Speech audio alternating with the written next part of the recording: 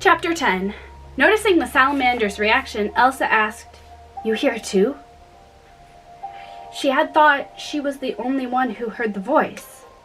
She wondered what else she and the little creature might have in common. "Somebody's calling us. Who is it? What do we do?"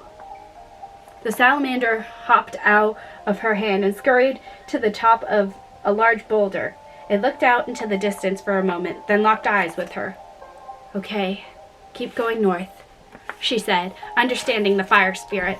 The salamander's skin glowed brightly for a moment. It paused before turning away.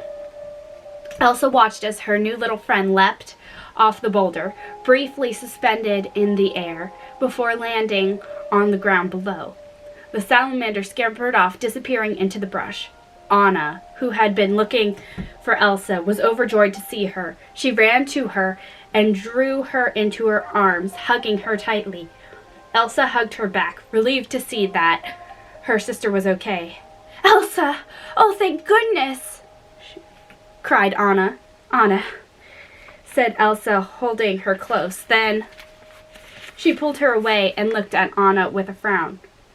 "What were you doing? You could have been killed. You can't just follow me into fire." "You don't want me to follow you into fire? Then don't run into fire.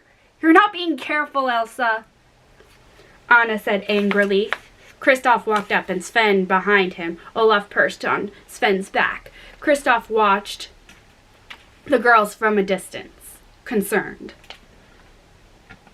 Elsa could see the worry on Anna's face. "Sorry. Are you okay?" she asked. "I've been better," said Anna. "Wait, I know what you need." Elsa pulled their mother's scarf out of the satchel and wrapped it around Anna's shoulders. The Northuldra, standing nearby, gasped at the sight of it and began whispering to each other. Anna and Elsa looked at them curiously. "Where did you get that scarf?" asked Yolanda. "That's a Northuldra scarf," Ryder said, stepping toward them. "What?" said Anna, confused. The information sent a wave of shock through the camp as the Northuldra continued to whisper, staring at the girls and the scarf. "Scarves like these were given to a child at birth," explained Honeymarin. "This is from one of our oldest families." Elsa instantly thought of the sculpture of their young father and the arms of the Northuldra girl, the one the wind spirit had showed them. She grabbed Anna's hand, and everyone followed as she led the way to it. Anna and Elsa stood beside the ice sculpture, looking at it closely. Anna touched the scarf made of ice, surprised that she hadn't noticed it before. She greatly caressed the girl's face with gratitude and respect. They realized they really must be looking at a moment from the past. The scarf was the proof. The Northuldra girl portrayed in the sculpture must have been the reason their father had survived. The scarf had surely been hers. It was staggered to think that the scarf had originally belonged to the girl whose likeness they were staring at, the girl who had saved their father. Anna and Elsa understood that the girl must have given the scarf to their father. Their mother had cherished the scarf not for its beauty, but as a reminder of the girl who had saved her husband and allowed the young king to return home. The Northuldra and Arendelians stood by, gawking at Anna and Elsa as well as the sculpture. They were stunned that the two opposing sides had such a powerful positive connection. They could barely believe that on that terrible day of battle, a young Northuldra and a young Arendelian had shared peace and compassion. Suddenly, the wind spirit blew through the trees, creating a beautiful sound. And the ice sculptures twinkled and glistened with a magical glow. Owls and other night creatures began to call out, creating a strange, harmonious symphony. Quietly at first, and then increasing louder, the Northuldra began singing along with the night. The Arundelian soldiers stood around the edge on guard. As one at a time, each Northuldra placed a hand on the shoulder of the person in front of them, forming a large triangle. And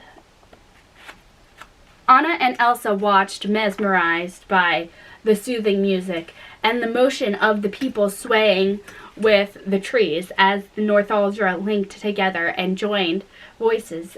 The forest seemed to respond with an energy that the people could feel on their skin and in their bones.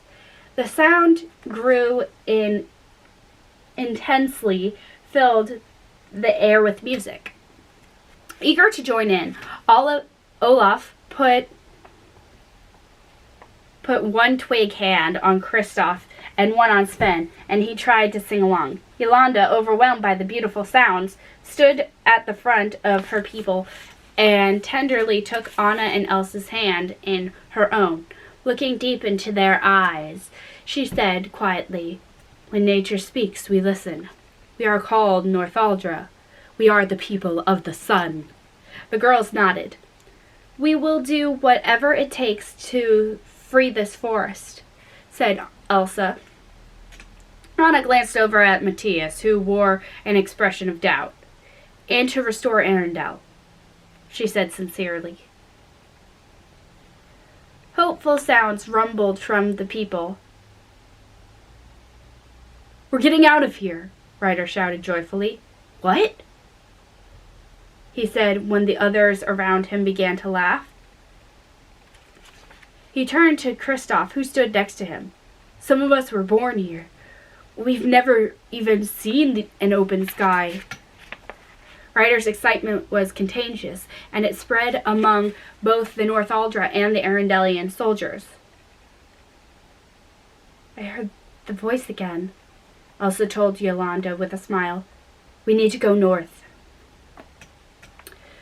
"The earth giants roam the north at night," said Matthias.